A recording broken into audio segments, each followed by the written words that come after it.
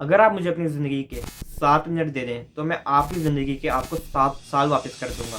Number 1, अपना mobile इस्तेमाल करना बंद कर दें। ऑन एवरेज एक पाकिस्तानी दिन में 3 घंटे अपने मोबाइल पर गुजारता है, और जनरेशन जी यानी जो आजकल के बच्चे हैं जो स्कूल कॉलेजों में हैं, वो ऑन एवरेज 5 घंटे अपने मोबाइल पर गुजारते हैं।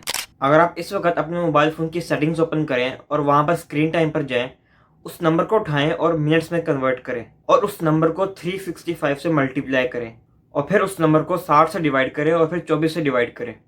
ये जो नंबर आपको मिलता है, ये दिन हैं जो आपने ज़ाया कर दिए।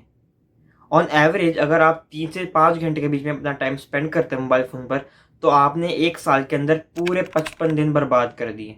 और एक बात जो मुझे बहुत लेट समझ आई थी, वो ये कि अगर आप प्रोग्रेस नहीं कर रहे तो आप रिग्रेस कर रहे हैं। यानी अगर आप कुछ ऐसा नहीं कर रहे जो आपको बेहतर बना रहा है, तो आप ऑटोमेटिकली बैकवर्ड जा रहे हैं। Please stop using your mobile phone. आपकी मम्मा सही कहती हैं कि जब आपके सर में दर्द होता है वो मोबाइल फ़ोन की वजह से है, अगर आपके पेट में दर्द होता है वो मोबाइल फ़ोन की वजह से है। इनडायरेक्टली या डायरेक्टली मोबाइल फ़ोन का ही कसूर होता है। बेसिकली मोबाइल इस्तेमाल करने से हमारे दिमाग को डोपामीन मिलता है। ये एक रिवॉर्ड केमिकल है जो हमें बताता है कि हमने कोई ऐसा काम किया है और उसके बदले में हमें रिवॉर्ड मिल रहा है, तो तब ये केमिकल रिलीज़ होता है। और जब हम स्क्रॉल करते हैं, जब कोई चीज़ देखते हैं ऐसी जो हमें अच्छी लगती है, तब भी ये केमिकल रिलीज़ होता है और हमें ये बताता है कि हमने कोई ऐसा काम किया जो कि अच्छा है। और आहिस्ता-आहिस्ता आप फ़ोन एडिक्शन में फँस जाते हैं, जो कि आपको बिल्कुल ही बर्बाद कर देती है। जो 4 घंटे आप अपने मोबाइल फ़ोन को देते हैं, अगर आप उसमें से सिर्फ़ 2 घंटे बुक रीडिंग पर लगा दें, तो आप इस हिसाब से एक दिन में 120 पेज पढ़ पाएँगे। यानी एक एवरेज बुक 300 पेज की होती है। आप 1 हफ्ते के अंदर 2 बुक्स ईज़िली कंप्लीट कर सकते हैं। और हर एक बुक के अंदर एक ऐसा आइडिया ज़रूर होता है जो आपकी ज़िंदगी बदल सकता है, इन एनी एरिया। चाहे वो बिज़नेस हो, लाइफ़ हो, सेल्फ इम्प्रूवमेंट हो, फिटनेस हो, डाइट हो, कुछ भी हो, आपकी ज़िंदगी बदल सकती है सिर्फ़ एक आइडिया से। और बाकी के 2 जो घंटे हैं आप कोई स्किल सीखने में लगा सकते हैं। वीडियो एडिटिंग सीखें, ग्राफ़िक डिज़ाइन सीखें, लिटिल बिट ऑफ प्रोग्रामिंग सीखें क्योंकि उससे क्रिटिकल थिंकिंग बनती है, और ऑनलाइन राइटिंग भी ज़रूर सीखें।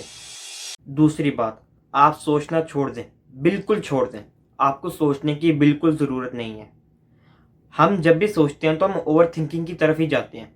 इस चैनल को स्टार्ट करने से पहले मैंने इतना ओवरथिंक किया कि मैंने सिर्फ़ पिछले साल के अंदर 8 वीडियोज़ अपलोड की थी, और मेरा गोल था कि मैं हर हफ़्ते में 1 वीडियो अपलोड करूँगा, यानी 1 साल के अंदर 52 वीडियोज़ अपलोड करूँगा।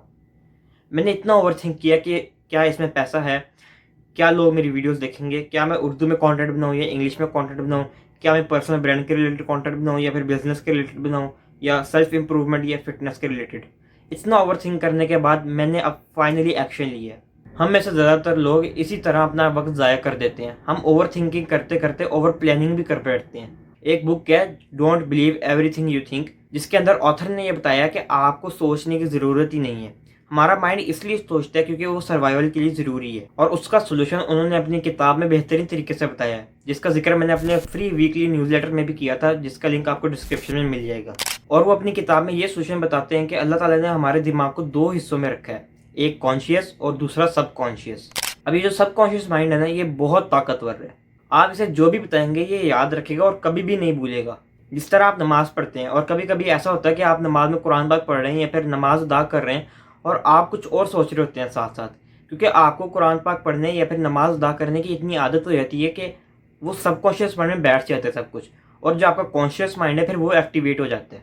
इसी बात को ऑथर बताते हैं कि सबकॉन्शियस माइंड का हमें फ़ायदा उठाना चाहिए, क्योंकि अगर आप उसे कोई भी बात बताएँगे तो वो आराम से मान लेगा, चाहे वो सच हो या झूठ हो। हमारा ब्रेन इमेजिनेशन क्रिएट करता है, अगर हम उसे कुछ भी समझाएँगे तो वो रियलिटी बना देगा उसे। इसी वजह से ऑथर कहता है कि आपको ये जानना है कि आपको क्या चाहिए, ये नहीं कि कैसे चाहिए वो। फॉर एग्ज़ाम्पल, अगर आप दुनिया का बेस्ट फिज़िस्ट बनना चाहते हैं, तो बस आपको एक ख़्याल अपने दिमाग के अंदर बिठा लेना है कि आपको बेस्ट फिज़िस्ट बनना है। आपने हर वक़्त ये सोचना है कि मैं बेस्ट फिज़िस्ट बनूँगा, आपने उसके रिलेटेड किताबें पढ़नी है, और आपने ऑब्सेस हो जाना है उसके ऊपर कि भई मैंने ये काम करना है। रात को सोने से पहले इसके बारे में सोचना है, सुबह उठ के यही ख़्याल आपको ऑटोमैटिकली आ जाएगा। जब आप ये बात अपने दिमाग को बताएँगे, तो आपका दिमाग खुद ही प्रोसेस करना शुरू कर देगा कि इसको अचीव करने के लिए हमें क्या करना चाहिए। आपको लिटरली ओवरथिंक करने की ज़रूरत नहीं है, आपको सिर्फ पहला स्टेप उठाना है।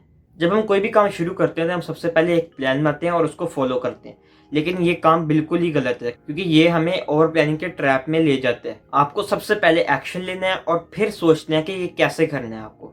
अगर आपको अपना अगला कदम नज़र आ रहा है तो आपको उठाना है। आपने ये ओवरथिंक नहीं करना कि दूसरा कदम नजर आएगा या नहीं, वो अल्लाह का काम है। जब आप किसी चीज को अपना पर्पस बना लेते हैं ना, तो सबकॉन्शियस माइंड खुद ही से ऐसे ऐसे आइडियाज देना शुरू कर देता है आपको, जो कि आपको आ ही नहीं सकते थे कभी। ये सबकॉन्शियस माइंड इतना पावरफुल और इतना मिस्टीरियस है कि अभी तक साइंटिस्ट एक्सप्लेन नहीं कर पाए कि ये हमारे पास जो थॉट्स आती हैं कहाँ से आती हैं। अब एक कॉन्सेप्ट मैं आपको क्लैरिफाई कर दूं जो कि बहुत इंपॉर्टेंट है, वो ये कि thoughts are inspiration and thinking is desperation. यानी जब आपको कोई थॉट आती है तो वो इसलिए आती है कि आपके सबकॉन्शियस माइंड ने ऐसी चीज़ को रिएक्ट किया है जो आप चाहते थे। यानी किसी चीज़ को आपने अपना पर्पस बनाया, सबकॉन्शियस माइंड ने एक थॉट भेज दिया आपको। ये एक मेंटल सिग्नल होता है इम्प्रूवमेंट के लिए। और दूसरी तरफ थिंकिंग एक ऐसी चीज़ है जो कि आप खुद से करते हो, किसी ऐसी चीज़ को अपने आप को समझाने के लिए कि ये ज़रूरी है। फॉर एग्जाम्पल, अगर आप स्कूल जाना बिल्कुल हेट करते हो तो आपका दिमाग उसे रैशनलाइज करता है, आपको समझाता है कि यार ये ज़रूरी है, अच्छा इसका ये हो रहा है, मेरे दोस्त हैं वहाँ पे वगैरह वगैरह। हालांकि आपके लिए वो बिल्कुल ज़रूरी नहीं भी हो सकता। इसलिए ऑथर कहते हैं कि उन चीज़ों पर अमल करें जो आपकी गट फीलिंग है, यानी जो दिल से आपको लग रहा है कि मुझे करना चाहिए, उसी चीज़ों पर अमल करें। जो आपका दिमाग कह रहा है वो हमेशा झूठ होता है, 99% ऑफ टाइम नहीं बल्कि 100% ऑफ टाइम झूठ होता है। जिस चीज़ को भी आप पसंद करते हैं और जो काम भी आप करना चाहते हैं, वो आपकी इनर केमिस्ट्री में मौजूद होता है। आपको बस आंख बंद करके उसकी तरफ काम करना है। Remember, don't think. मैं हूँ अली बिन नसीर। अस्सलाम वालेकुम।